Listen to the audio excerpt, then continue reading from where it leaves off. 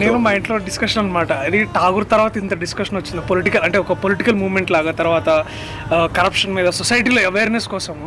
And then suddenly everybody talking about law and educating people with law. అంటే దీంట్లో ఆ dialogue చాలా మంది మాట్లాడుతున్నారు అనేది, ఇది చదువు రాకపోయినా చట్టం మాత్రం తెలియాలని. చాలా మంచి సినిమా.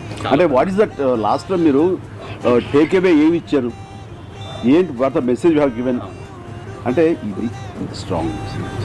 నాని ఇంట్రెస్ట్ చూపాడు అంటే ఏదో సంథింగ్ ఏదో ఉంటుంది. ఇంకో మాట కూడా అన్నాడు, ఇంక జనకి బాగాలేకపోతే నా హిట్ 3 చూడొద్దని కమెంట్ చేసేసాడు.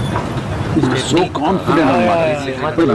అలాంటి వాళ్ళం కూడా నాని ఉన్నాడా, ఈ నాని ఇందులో ఏంటి అంత ఇంట్రెస్ట్, ఆయనకున్న టేస్ట్ డెఫినెట్లీ ఏదో ఉంటుంది మ్యాటర్, లేకపోతే ఆయన ఓకే చేయడు, ఆయన పార్టిసిపేషన్ ఇందులో ఉండదు అన్ని ఫస్ట్ అట్రాక్షన్, ఫస్ట్ డ్రైవ్ చేసింది థియేటర్లకు వచ్చేలా చేసింది నాని అనుకున్నాను.